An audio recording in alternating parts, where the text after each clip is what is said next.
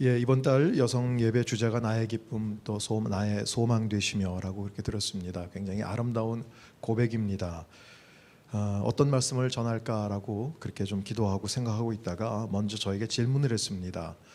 나는 정말 주님을 기쁨으로 삼고 주님이 진짜 나의 소망이 되시는가? 그래서 여러분 생각은 어떨지 모르겠지만 저분은 목사니까 분명히 그렇게 살겠지. 근데 부끄럽게도 답은 아니었어요. 분명히 주님 살아계신 것 믿습니다. 나와 동행하신 것도 잘 알고 또 고백하고 있습니다. 그런데 그 사실이 제 삶 가운데 전부 기쁨이 되지 않고 있다는 것을 발견했어요. 내 미래에 대한 소망이 정말 주님 한 분 때문에 난 참 소망이 있어 라고 고백되지 않고 있다는 그런 제 자신을 발견을 했습니다. 참 그런 제가 과연 주님만이 나의 기쁨이며 소망 되십니다라는 주제로 말씀을 전할 수 있을까 참 고민했습니다. 무슨 말씀을 어떻게 전해야 하나. 그렇게 고민하고 있던 중에 제 마음 가운데 어떤 한 생각이 났어요. 내가 주님을 기뻐하고 내가 주님을 소망하고 있는 것만큼 주님도 나에 대해서 뭔가 소망하고 계신 것이 아닌가. 주님이 나를 기뻐하고 계신 것이 아닌가. 참 하나님의 말씀과 제 개인적인 생각에는 부딪히는 점이 굉장히 많습니다. 분명히 말씀은 알고 있어요. 정말 주님은 나를 기뻐하신다. 스바냐 3장 15절 말씀처럼 하나님은 나를 그렇게 잠잠히 기뻐하시고 사랑하시고 그리고 나로 인해서 그 기쁨을 이기지 못하여 하시는 그런 분이시다라는 것을 알고 있는데 내 감정 가운데는 고백이 되지가 않아요. 머리는 알고 있는데 감정이 고백이 되지가 않습니다. 하나님 진짜 저를 기뻐하세요? 제가 지금 이런 모습으로 참 부끄럽게 남들에게는 그럴듯하게 설교도 하고 기도하는 목사지만 하나님 주님은 저를 아시잖아요. 하나님 제가 힘들어하고 또 앞날에 대해서도 뭔가 조금 불안해하고 여러 가지 많은 생각들이 있고 그리고 현실에 주님 때문에 만족하지 못하고 기쁨을 누리지 못하는 것 주님 아시는데 하나님 그럼에도 저를 기뻐하세요? 정말 저를 잠잠히 사랑하시고 저에게 소망이 있으세요? 라는 그런 질문을 할 수밖에 없습니다. 글쎄 뭘 보고 그렇게 기뻐하시고 뭘 그렇게 저에게 소망을 가지고 계신지는 모르겠습니다. 그런데 정말 주님은 다시 그 17장 3장 17 스바냐 3장 17절 말씀을 통해서 다시 한번 확신하게 그래서 내가 너를 정말 잠잠히 기뻐한다. 너를 사랑한다. 그리고 너를 볼 때마다 나는 그 기쁨을 이기지 못하고 있다라는 것. 그래서 정말 즐거이 부르고 노래하고 그리고 너를 내 가슴에 품고 있다. 그래요. 그런 하나님을 다시 한번 경험하고 나니까 오늘 본문이 생각이 났습니다. 우리가 하나님을 기대하고 소망하는 것처럼 주님도 우리 가운데 진짜 소망이 있으시다라는 거예요. 우리 가운데 뭔가 기대하고 있으시다는 것입니다. 자, 오늘 이 본문 가운데 처음 시작이 하늘나라는 이렇게 시작이 되고 있습니다. 예, 이 마태복음 하나님께서 유대인들에게 그 천국 하나님의 나라가 어떠한 나라인지 좀 소개시켜주고 싶으신 거예요. 정말 주님은 우리 가운데 그 나라를 좀 알려주고 싶으세요. 그러니까 우리가 이 현실 가운데 분명히 우리가 신앙을 통해서 여러 가지 많은 어려움들을 이겨나가고요. 또 아픔도 치유받고요. 또 여러 가지 기도 제목 응답받는 것 맞습니다. 그러나 그런 모든 것 그게 중요한 것이 아니라 진짜 너희들 가운데 하나님 나라에 대한 소망이 있니? 하나님 나라 얼만큼 알고 있니? 하나님 우리 가운데 그것을 질문하고 계세요. 그래서 우리가 비록 몸은 이 땅에 살고 있지만 하나님의 나라를 너희들이 꼭 알았으면 좋겠다. 그 나라를 너희들이 체험하고 이 땅 가운데서도 누렸으면 좋겠다라는 것입니다. 천국은 저희가 꼭 죽어서 가는 곳이 아닙니다. 만약에 저희들이 죽어서 가는 곳만이 천국이라고 한다면 물론 거기에는 아버지께서 예비하신 우리의 처소가 있는 것 분명합니다. 그러나 그것만이 전부라고 한다면 우리의 기도 제목은 빨리 하나님 나라 가는 것이 되어야 할 것입니다. 그런데 그 천국은 이 땅에서도 우리가 누릴 수 있다라는 거예요. 그래서 예수님께서 이 땅 가운데 오셨을 때 회개하라 천국이 가까웠다라고 세례 요한의 입을 통해서 선포하게 하셨어요. 천국이 가까웠다. 주님이 오셨다라는 거예요. 그리고 주님이 오셔서 천국이 너에게 임했다라고 말씀해 주셨거든요. 그러면 우리는 과연 그 임한 그 하나님의 나라를 얼만큼 누리고 있고 얼만큼 체험하고 있는지. 그럼 그 나라의 실체는 뭐냐? 그것이 무엇이냐라는 것. 하나님은 우리가 그것을 알기를 원하시는 바람이 있으세요. 네, 육신의 세상, 물질의 세상 속에서 마구마구 잡혀서 살고 있는 우리, 그리고 극심한 경쟁과 비교의식 가운데 신음하고 있는 그의 자녀들에게 야, 그게 전부가 아니다. 세상에서 그러고 사는 게 전부가 아니라 정말 여기에 예수님이 오신 것은 그것 말고 그 가운데 숨어져 있는 하나님의 아름다운 나라가 있다. 좀 그것이 너희들 가운데 알려졌으면 좋겠다라는 그런 소망이에요. 그러니까 저는 오늘 우리가 바라는 소망이 있죠. 우리가 바라는 기대가 있죠. 그런데 그런 것보다 우선은 하나님의 소망이 뭔지를 좀 알았으면 좋겠어요. 그리고 우리 자신이 하나님 앞에 얼마나 큰 기쁨이 되는지 그것을 좀 먼저 알았으면 좋겠습니다.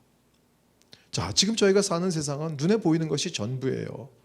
그리고 손에 잡혀지고 내가 경험한 만큼만 인정하는 그런 우리의 제한된 사고가 지금 현재 우리가 사는 그런 세상입니다. 그러한 모든 것 가운데 참 어려운 것은 뭐냐면 보이지가 않아요. 오늘 찬양 고백한 것처럼 한 번도 뵌 적이 없고 그 손을 잡아본 적이 없는데 자꾸 그것을 고백하려니까 어떨 때는 우리 가운데 어려워요. 주님은 그 하나님의 나라를 설명하시기를 원하는데 오늘 말씀은 너무 좀 엉뚱하지 않은가라는 그런 생각을 해봅니다. 참 이해할 수 없는 그런 얘기예요. 하나님의 나라는 이렇게 설명을 하면서 뭐 오늘 본문은 여러분이 너무나 잘 아시니까 너무 자세한 설명은 하지 않겠습니다. 자신이 포도원을 갖고 있어요. 그 포도원에서 아마 추수 때가 됐는지 하여튼 일한 일꾼을 찾습니다. 그래서 그 포도원 주인이 이른 아침부터 나간다. 이른 아침이라고 하면 시간적으로 얘기한다면 아마 새벽 6시쯤 될 거예요. 그때쯤 동이 트니까 이스라엘은 그래서 새벽 6시쯤 나가서 사람들을 찾습니다. 그러다가 또 일손이 모자란지 9시에 또 나가서 찾고 12시에 또 나가서 찾고 그러고선 정리할 일이 필요한 건지 3시에 나가고요. 그러고도 또 일손이 모자란지 5시에 또 나가서 일꾼들을 불러옵니다. 그리고 이제 날이 저물었어요. 그게 날이 저물었다는 것은 오후 6시경을 의미합니다. 자, 그 모든 일을 마치고 일당을 줍니다. 자, 근데 똑같이 한 데나리온씩 받았다라는 거예요. 아니 분명히 새벽 6시부터 불러서 온 일꾼들이 있을 거고요. 오전에 일한 사람도 있을 거고 오후에 일한 사람도 있을 거고 특별히 오후 5시에 온 사람은 겨우 1시간 일을 하고 그리고 한 데나리온을 받는 거예요. 아니 분명 노동의 분량 차이가 있을 텐데 이것은 너무한 게 아닌가? 이것은 불공평한 게 아닌가? 이게 하늘나라라고 한다면 이건 문제 있지 않은가? 아침에 새벽에 나와서 그 땡볕 때 하루 종일 땀 흘리고 일한 사람이나 오후 5시쯤 와가지고 1시간 그저 슬슬거리다가 그리고선 일하고 돌아가는 사람이 똑같이 한 데나리온씩 받는다고 한다면 하늘나라에서도 꼭 필요한 게 있다. 뭐냐? 노조다. 이거는 꼭 필요하다. 그래서 정말 머리에 띠를 띠고 악덕 포도원 주인 물러가라 물러가라 뭐 이런 거 노동조합이 꼭 필요하지 않을까? 그게 하나님 나라일까? 이게 아침부터 새벽부터 일한 사람은 얼마나 원통할까요? 분명히 아침부터 일한 사람, 그래서 돈을 이제 일당을 주겠다 그러니까 제일 아직 기운이 남은 사람이 누구예요? 오후 5시에 와서 1시간 일한 사람이니까 제일 먼저 달려간 거예요. 그러니까 줄을 서가지고 쫙 달려가서 봤는데 쓱 보니까 1시간 일한 사람 한 데나리온을 받는 거예요. 그러니 아침부터 일한 사람은 아마 속으로 쾌재를 불렀을 거예요. 저 사람이 한 데나리온을 받았다면 나는 저보단 좀 더 받겠지. 오늘 드디어 삼겹살 좀 사가서 우리 애들 좀 실컷 먹이고 그리고 오늘은 좀 집에서 파티도 하고 좀 그런 시간을 가져야겠다라고 생각을 했을 거예요. 그런데 자기도 한 데나리온을 받는 거예요. 그래서 항의했죠. 당연히 항의를 해야죠.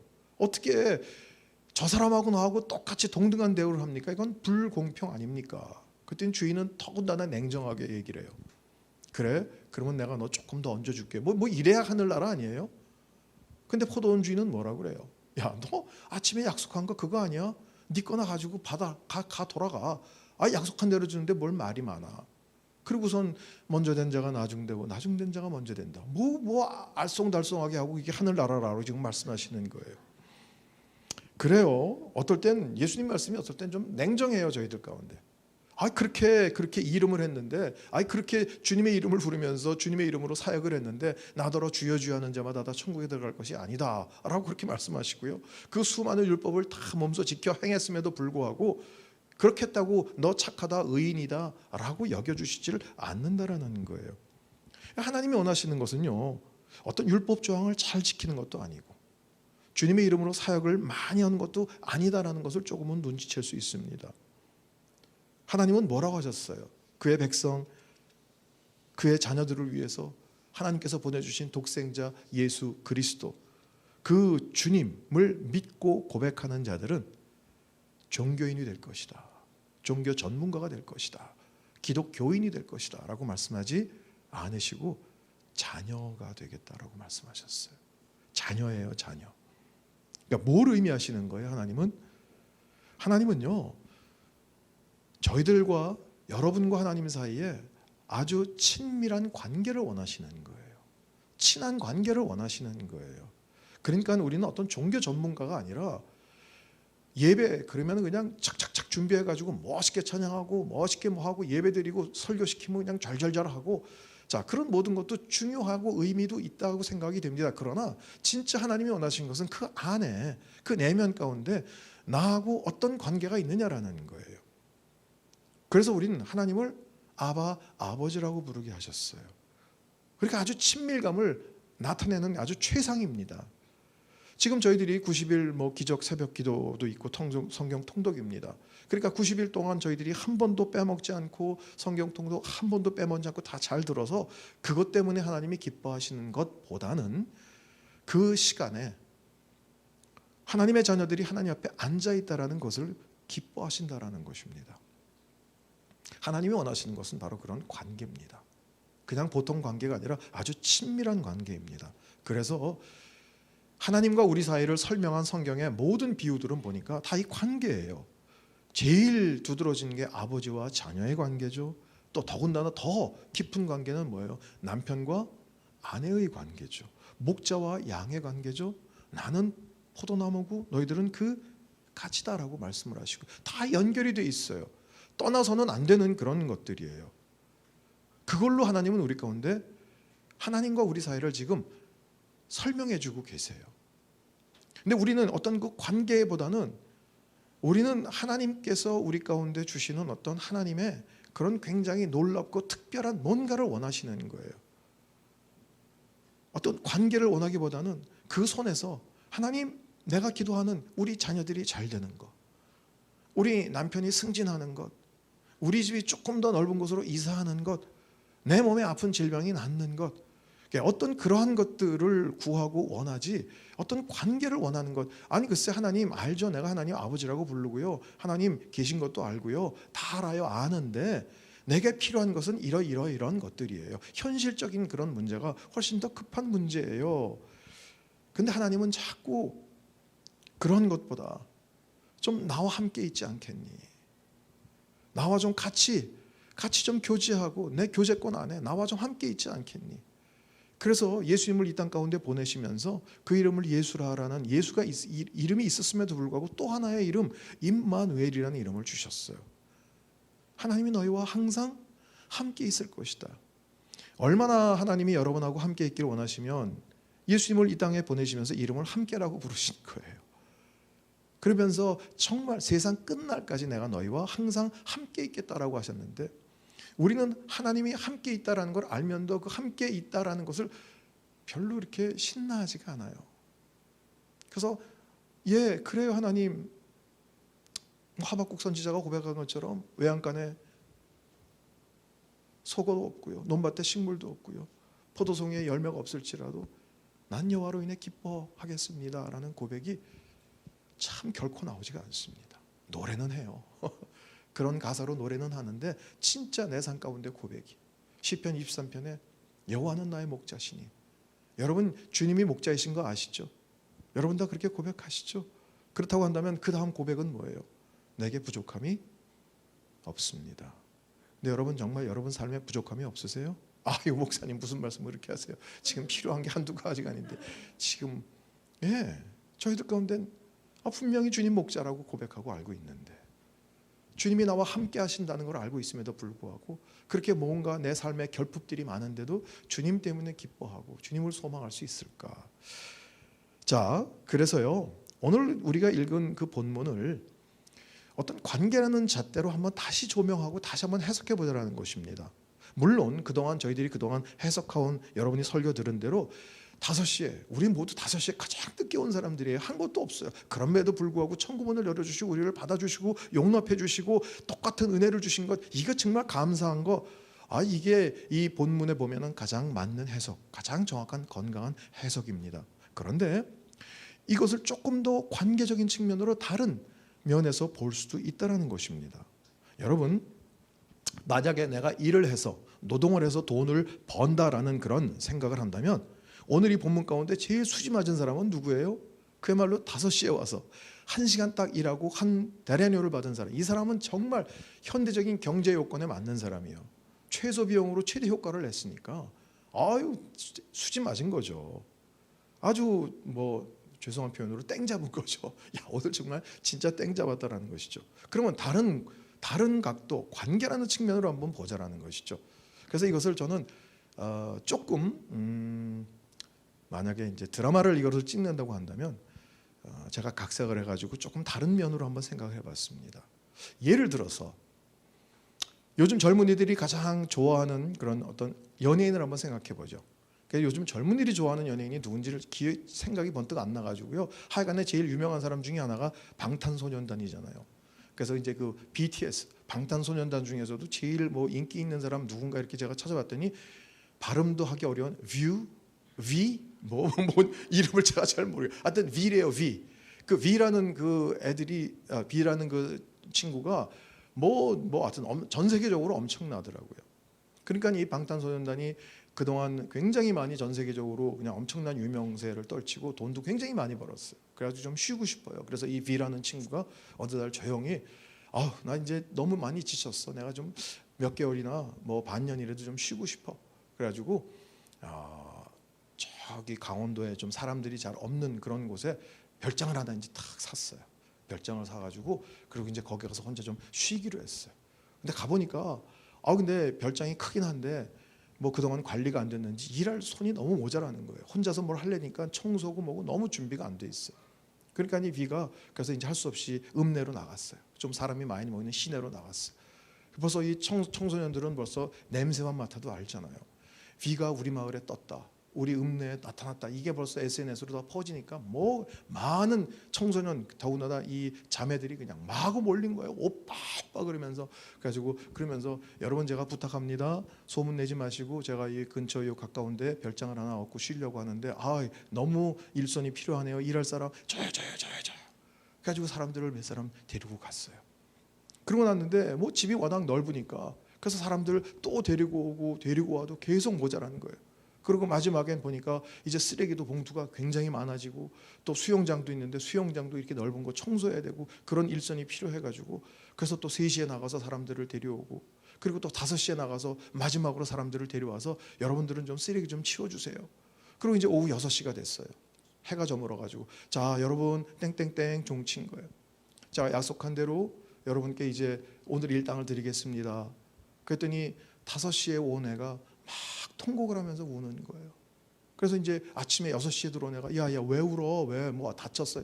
아니 나는 미 오빠하고 더 오래 있고 싶은데 나 1시간밖에 없었는데 가래. 너는 몇 시에 왔니? 그랬더니 나는 새벽 6시부터 왔지. 어마어마 좋겠다. 그리고 나는 저 비 오빠 욕실을 막 정리해주고 청소하다가 비 오빠가 쓰는 향수가 있더라. 그래서 내가 조금 뿌려봤어. 냄새 맡아봐. 그랬더니 어머 오빠 냄새 기집애 좋겠다 막 이러면서 통곡을 하는 거예요. 통곡을. 여러분 진짜 사랑하는 사람과 함께 있는 그런 관계로 한번 해석을 한다면 여러분 제일 수지 맞은 사람은 누구예요? 아침 새벽부터 하루 종일 노동하고 거기 있던 친구예요. 근데 그 친구는 정말 자기의 아까운 노동력을 허비했다고 생각할까요? 나는 쓸데없이 시간 낭비했어. 어차피 한 대내련 받는 거 내가 왜 아침부터 와서 그 짓을 했을까? 후회할까요? 아니요. 너무 뿌듯한 거예요. 너무 자랑스러운 거예요. 하루 그 어려운 많은 일들이 하나도 어렵지가 않아요. 피곤하지가 않아요. 오히려 더 날아갈 것 같아요. 너무 기뻐요. 너무 자랑스러워요. 여러분 하나님 나라는 관계예요. 하나님께서 저희 가운데 소망하시는 것은 바로 이 가운데 들어오는 거예요. 하나님은 관계를 중요하게 여기세요. 그래서 하나님은 존재 자체도 삼위일체로 존재하세요. 성부, 성자, 성령이 함께 거하세요. 투명하게. 그리고 교제하세요. 그 교제가 너무 아름다운 거예요. 너무 신비스러운 거예요. 그런데 놀라운 것은 주님이 우리를 그 관계 안으로 초청을 한다는 거예요. 우리는 좋으신 하나님이다라고 얘기를 합니다. 예수님 정말 그분은 사랑 많으시고 인자와 자비와 긍휼이 많으신 분이다라고 그렇게 고백을 합니다. 그런데 그분과 함께하는 것 때문에 하루 종일 일한 것이 피곤치 않고요. 내 인생 가운데 여러 가지 나는 왜 이런 짐들이 많을까? 왜 다른 사람들에게 없는 이런 고통과 아픔이 많을까? 왜 내 인생은 내 팔자는 왜 이렇게 안 펴지는 것일까? 여러분 그렇게 원망하고 불평하고 있지는 않는지, 아니면 정말 주님과 함께하기 때문에 나는 이게 너무 기뻐요. 주님의 향기가 있어요. 주님의 흔적이 내 삶 가운데 있어요. 주님과 동거하기 때문에, 예수와 함께 그 길을 가기 때문에 나는 너무너무 좋았고 신나고 너무너무 내 인생 가운데 감사가 넘쳐요. 어떤 고백을 우리는 하고 있는 것인가? 주님은 우리 가운데 난 너에게 종교성을 원하는 거 아니야. 나는 네가 기독교 전문가가 되는 거 원치 않아. 성경 구절 많이 하는 것 물론 좋은 일이죠. 그것을 통해서 주님을 만난다면 너무너무 아름다운 일이죠. 그러나 성경 그냥 지식적으로만 알고 있고요. 예배에 의무적인 참여를 하고요. 혹시 예배에 안 나가면 혹시 내가 차 바꾼 지 얼마 안 됐는데 누가 또 그거 스크래치 내고 가는 거 아닐까, 뭐 이런 두려움 때문에 그래서 예배에 참석하는 거라면 하나님은 그거 아니라는 거예요. 나하고 좀 같이 교제하자라는 것입니다. 자, 이 구절을 가지고 어떻게 그렇게 생각할 수 있을까?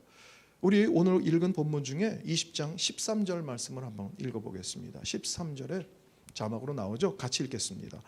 그러자 포도원 주인이 일꾼 중 하나에게 대답했다. 여복의 친구, 나는 자네에게 잘못한 것이 없네. 자네가 처음에 한 데나리온을 받고 일하다고 하지 않았는가? 지금 포도원 주인은 일꾼을 부르러 간 거예요. 그렇죠? 그렇다고 한다면 야 이 종놈아라고 얘기를 해도 될 거예요. 야 이 종아, 이 노예야, 야 일꾼, 뭔 소리야? 그런데 지금 뭐라고 부르냐면 친구라고 부르고 있어요. 그 포도원 주인이 친구라고 부르고 있어요. 종이 아니에요. 더군다나 이 친구라는 단어에 헤타이로스라는 단어는 어떤 다른 뜻으로 쓰이면 동업자예요. 주님은 우리를 그런 관계로 부르시는 거예요. 그래서 요한복음 15장 15절에는 뭐라고 되어 있어요? 다시는 너희를 종이라고 하지 않겠다. 이젠 친구다라는 거예요. 그런 어떤 친밀한 관계에 있다라는 것입니다. 사랑하는 주님이 항상 우리와 함께 하시겠다고 약속하셨죠. 더군다나 성령으로 우리 가운데 내주하신다고 그랬어요. 그렇다고 한다면 진짜 우리의 삶 가운데 모든 일들, 내가 싫어하는 그런 모든 것들, 모르겠습니다. 여러분은 어떻게 생각하고 있는지 모르지만 이 지긋지긋한 이 삶, 똑같은 매일의 반복이 그냥 일상이 반복되고, 애들도 싫고 남편도 저 인간 그러고 막 싫고, 그 모든 그런 일상의 모든 것들이 다 기쁨이며 감격이 돼야 하지 않을까? 왜? 애들이 똑똑해서, 공부를 잘해서, 말 잘 들어서, 남편이 너무 인자하고 부드럽고 돈도 잘 벌어다 주고 성실해서? 아니요. 그거 다 아니래도요, 이 주님이 나와 함께 계시기 때문에. 우리 요한복음 17장 22절 말씀 한번 보겠습니다. 요한복음 17장 22절. 아버지께서 내게 주신 영광을 내가 그들에게 주었습니다. 이것은 우리가 하나인 것 같이 그들도 하나가 되게 하려는 것입니다. 예수님의 기도예요. 우리가 하나인 것처럼 성부, 성자, 성령이 하나로 아름다운 교제권 가운데 있고 투명성 가운데 있고 서로 신뢰하고 의지하고 서로 이 교제하면서 서로 아름다운 하나인 것처럼 저들도 예수 그리스도를 믿는 저와 여러분도 우리 안에 좀 하나가 됐으면 좋겠습니다. 같이 이 교제권 안에 있으면 좋겠습니다라는 거예요. 굉장히 엄청난 놀라운 사실이에요. 하나님께서 우리 가운데 원하시는 소망이 있는데 그것은 하나님과 이 아름다운 관계를 누리는 거예요. 그리고 누리면서 그 사랑을 배우고 닮아가고 채우는 거예요. 그래서 그 하나님의 사랑으로 다른 누군가와 또한 나누는 것입니다. 여러분, 여러분의 가족이든 또 여러분의 친구이든 아니면 뭐 이웃이든 순식구들든 어떤 그런 그룹이든 여러분이 좋은 관계를 원한다고 한다면 먼저는 우리 가운데 이 하나님의 관계를 통해서 그 사랑을 배우고 그 사랑을 받고 그 사랑을 체험하고 그 사랑을 내 가운데 채워야 하는 것입니다. 우리 예수님께서 하신 냉정한 말씀 중에 시험에 들 만한 말씀이 또 있어요. 마태복음 10장 37절 말씀 볼까요? 같이 한번 읽겠습니다. 마태복음 10장 37절. 누구든지 나보다 자기 부모를 더 사랑하는 사람은 내게 합당치 않다. 나보다 자기 아들, 딸을 더 사랑하는 사람도 내게 합당치 않다. 와, 되게 쌀쌀 맞죠? 누가복음 14장 26절도 마찬가지예요. 누가복음 14장 26절. 누구든지 내게 오면서 자기 부모와 아내와 자식과 형제 혹은 자매와 자기 생명일지라도 나보다 더 사랑하면 내 제자가 될 수 없다. 인륜을 거부하라는 그런 얘기 같아요. 아니 어떻게 부모 사랑해야 되죠. 자기 아들, 딸, 네 배우자 좀 덜 사랑하고 날 더 사랑해. 그거는 어느 정도 할 수 있을 것 같아요. 그런데 아들, 딸을 그거는 할 수가 없죠. 그렇죠? 이건 쉽지 않은 얘기예요. 그래서 이 구절 때문에 시험 드는 사람들이 종종 있습니다. 왜 예수님은 그렇게 말씀하셨을까? 이건 너무하는 거 아니냐? 그런데 자, 이것은 하나님이 질투하시는 하나님이다. 여러 가지 설명도 얘기했지만 그런 것이 아니에요. 나를 사랑하면서 가정의 질서는 다 깨트려도 괜찮아. 모든 관계는 다 망가져도 괜찮아. 나만 사랑하면 돼. 하나님은 절대 그런 게 아니에요. 하나님은 내게 먼저 와서 나에게 거하고 진짜 사랑이 뭔지를 좀 네가 맛봐. 그리고 좀 배워. 그리고 좀 받아. 그래서 이게 진짜 사랑이구나라는 것을 충분히 느낀 다음에 가서 네 부모에게, 배우자에게, 자녀들에게, 누구에게 진짜 사랑을 좀 나눠줘. 네가 지금 하고 있는 것은 아니야. 그거는 집착이지. 편협적인 사랑이지 진짜 사랑이 아니야. 진짜 사랑을 하려면 내게 와서 먼저 배워야 한다. 주님은 그렇게 말씀하고 계시는 거예요. 그래서 정말 우리 가운데 믿습니다라는 믿음은 뭐냐면 무조건 믿습니다 한다고 해서 그것을 믿음이 생기는 것이 아니라 하나님과 나 사이의 올바른 관계를 정립하는 것, 그게 믿음이에요. 그래서 하나님과 나와의 관계예요. 나를 자녀로 삼으셨어요. 내가 아무리 못난 모습이고요, 내가 많은 실수와 허물과 아니면 이 세상에서 금지하는 그런 모든 법을 다 어겨가지고요, 모든 세상 사람들이 나에게 손가락질을 할지라도 우리 어머니만큼은 절대로 나를 포기하지 않으실 거예요. 그런 하나님의 사랑이 내게 있다는 것을 아는 것이 믿음이에요. 그래서 여러분 가운데 많은 분들이 하나님, 목사님 저는 내세울 게 없어요. 목사님, 하나님이 제 기도를 안 들으시는 것은 제가 너무 잘못한 게 많은 것, 그리고 잘한 것은 하나도 없는 것 때문에 내 기도 안 들으시는 거 아니에요? 아니요, 우린 다 그렇게 하나님을 오해해요. 아니요. 여러분, 제가 목사로서 분명하게 말씀드립니다. 아주 이 땅 가운데 가장 훌륭한 목사님이 여러분을 위해서 기도하는 그 기도 제목이나 여러분이 직접 아버지께 드리는 기도 제목이나 하나님이 들으시는 건 똑같습니다. 누가 기도하면 저 잘 듣고 누가 기도하면 안 듣고. 아니요. 우리 가운데 진짜 믿음이라는 것은 그 아버지의 사랑이 절대로 내게서 끊이지 않는다라는 거예요.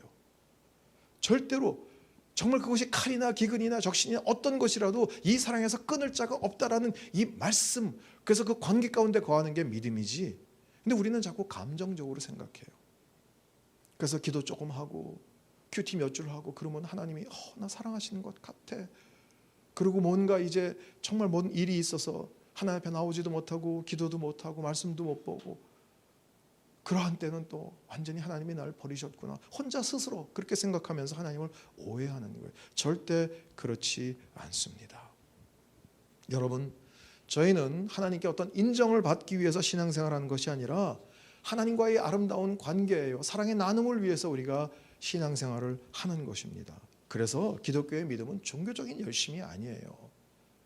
그러면 열심히 필요 없습니까? 아니요. 이 관계 가운데 그 사랑의 깊이와 넓이와 높이를 깨달아서 너무너무 감사해서 너무너무 신이 나서 그때 우리 가운데 열정적으로 하는 그 열심은 너무 아름다운 것이죠.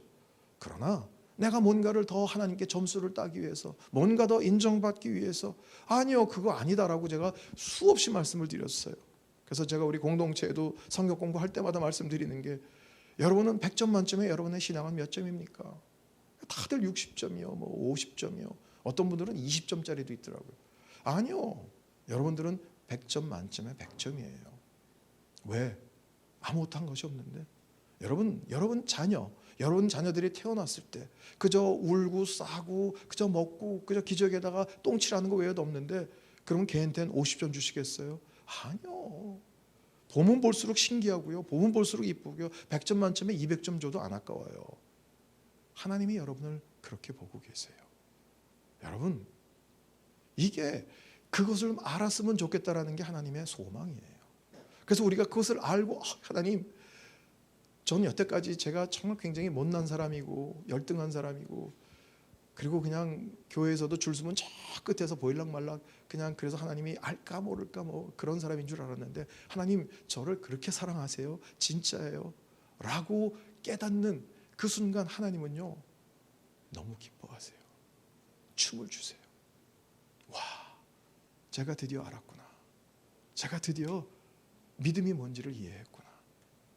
우리 하나님이 그런 하나님이세요.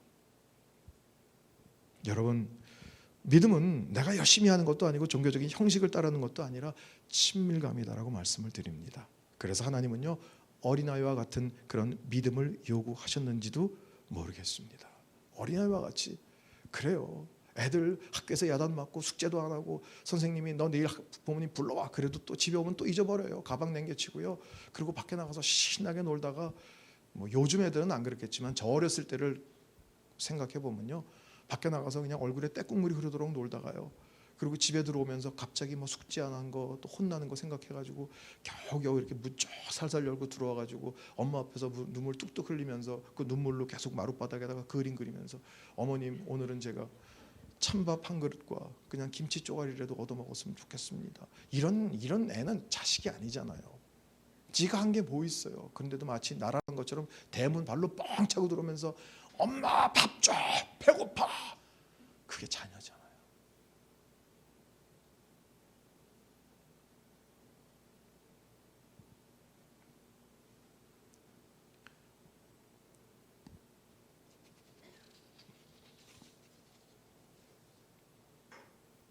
하나님은 그런 자녀 원하세요.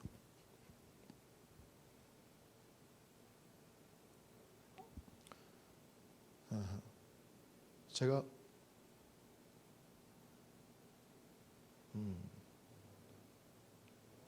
많이 부족함에도 목회를 할 수 있는 건 그 사랑이 있기 때문입니다.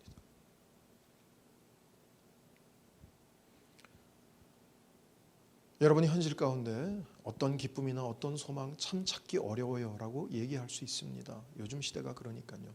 그런데 여러분 진짜 믿음 안에서, 하나님의 아름다운 관계 안에서 정말 이 아름다운 기쁨과 소망을 발견하시고요, 그것이 여러분 가운데 기쁨이 되며 소망이 될 수 있기를 축원합니다. 예, 더 이상 저희들이 이제 신앙생활 하는데 좀 선앙당에 오는 것처럼 하지 않았으면 좋겠어요. 하나님과의 관계는 상관이 없이요, 그냥 돌 하나 얹어놓고 비나이다 그냥 우리 자식 잘 되게 해주시고 그저 그거 그냥 선앙당, 그거 여긴 선앙당 아니잖아요. 여긴 하나님의 임재가 있는 곳이잖아요.